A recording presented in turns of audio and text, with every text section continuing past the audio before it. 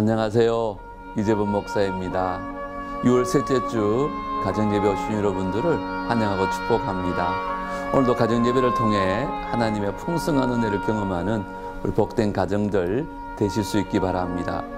오늘은 사무엘하 6장 12절로부터 23절 말씀 중심으로 하나님 앞에서 뛰놀라라는 제목으로 은혜를 나누고자 합니다. 먼저 찬송가 29장 성도여 다 함께 찬양하시겠습니다.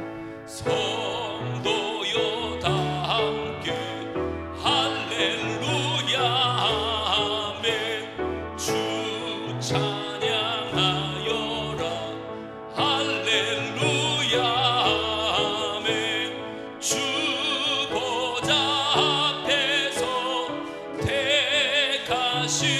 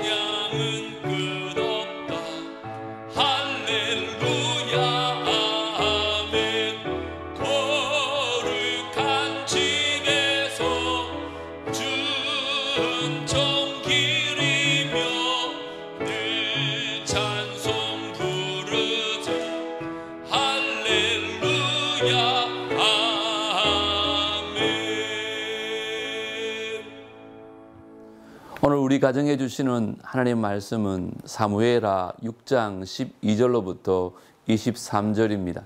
하나님 말씀을 다 함께 한 목소리로 정성껏 읽겠습니다. 어떤 사람이 다윗 왕에게 아뢰어 이르되 여호와께서 하나님의 계로 말미암아 오베데돔의 집과 그의 모든 소유에 복을 주셨다 한지라. 다윗이 가서 하나님의 궤를 기쁨으로 메고 오벳에돔의 집에서 다윗 성으로 올라갈새 여호와의 궤를 맨 사람들이 6걸음을 가매 다윗이 소와 살찐 송아지로 제사를 드리고 다윗이 여호와 앞에서 힘을 다하여 춤을 추는데 그때 다윗이 배 에봇을 입었더라. 다윗과 온 이스라엘 족속이 즐거이 환호하며 나팔을 불고 여호와의 궤를 메어오니라. 여호와의 궤가 다윗 성으로 들어올 때 사울의 딸 미갈이 창으로 내다보다가 다윗 왕이 여호와 앞에서 뛰놀며 춤추는 것을 보고 심중에 그를 업신여김이라. 여호와의 궤를 메고 들어가서 다윗이 그것을 위하여 친 장막 가운데 그 준비한 자리에 그것을 두매 다윗이 번제와 화목제를 여호와 앞에 드리니라.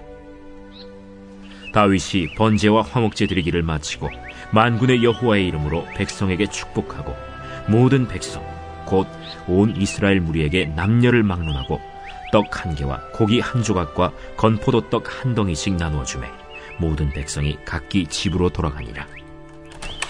다윗이 자기의 가족에게 축복하러 돌아오매 사울의 딸 미갈이 나와서 다윗을 맞으며 이르되 이스라엘 왕이 오늘 어떻게 영화로우신지 방탕한 자가 염치 없이 자기의 몸을 드러내는 것처럼 오늘 그의 신복의 계집종의 눈앞에서 몸을 드러내셨도다. 이는 여호와 앞에서 한 것이니라. 그가 내 아버지와 그의 온 집을 버리시고 나를 택하사 나를 여호와의 백성 이스라엘의 주권자로 삼으셨으니 내가 여호와 앞에서 뛰놀리라. 내가 이보다 더 낮아져서 스스로 천하게 보일지라도 내가 말한 바 계집종에게는 내가 높임을 받으리라 한지라. 그러므로 사울의 딸 미갈이 죽는 날까지 그에게 자식이 없음이라. 다윗은 여호와 하나님이 하나님의 궤를 모시고 있는 오베데돔의 집에 복을 주셨다는 소식을 듣고 언약궤를 다윗성으로 가져오려고 합니다. 하나님의 궤가 한 가족에게 복의 근원이 되었다면 이스라엘 민족을 대표하는 성에도 복의 근원이 될 것을 확신했기 때문입니다. 다윗은 예전에 하나님의 궤를 옮기는 그 과정에서 우사의 잘못으로 하나님이 진노하신 일을 분명 알고 있었습니다. 그래서 이번에는 하나님이 지시하신 대로 하나님의 궤를 이동했습니다. 민수기의 가르침에 따라 여호와의 궤를 어깨에 메고 하나님의 궤를 6걸음 옮긴 뒤에 멈추게 하고 값비싼 제물인 소와 살찐 송아지로 제사를 드렸습니다. 다윗은 하나님의 궤를 옮기는 모든 과정에서 하나님을 인정했습니다. 그리고 약 16km의 여정에 친히 앞장서서 기쁨에 춤을 추며 나아갔습니다. 성경은 이를 다윗이 여호와 앞에서 힘을 다하여 춤을 추었다고 말합니다. 다윗이 하나님을 찬양한 것입니다. 그러나 미갈은 이런 다윗의 모습을 비웃고 업신여겼습니다. 다윗이 하나님을 인정하여 하나님이 기뻐하시는 방법대로 운반한 그 하나님의 궤는 성공적으로 장막에 자리했고 하나님의 사람 다윗은 하나님을 찬양했습니다. 이처럼 하나님의 사람인 우리도 언제나 하나님을 인정하며 하나님을 찬양하는 삶을 살아야 합니다. 이제 말씀 관찰 시간입니다. 먼저 다윗은 하나님의 궤를 어디에서 어디로 옮겼나요? 12절에 보시면 오베데돔의 집에서 다윗의 성으로 옮깁니다. 다윗은 아비나답의 집에 방치되었던 그 언약궤를 이동시키려다가 큰 실수를 저질렀습니다. 율법에 따르면 언약궤는 반드시 양쪽 고리에 채를 끼워서 레위 지파의 선별된 자들이 어깨에 메고 이동시켜야만 했습니다. 이 전통적인 방식을 다윗이 모를 리가 없었습니다. 그러나 기본적이고 기초적인 방법임에도 불구하고 다윗은 수레를 통해 언약궤를 옮겼습니다.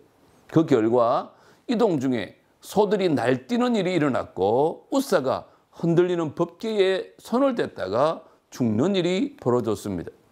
다윗은 이 사건 이후에 법궤의 방향을 돌려 오베데돔의 집에 두었습니다. 오베데돔의 집에 법궤를 둔 지 3개월 만에 다윗은 다시 언약궤를 옮깁니다. 이번에는 율법에 따라 신중하게 이동시킵니다.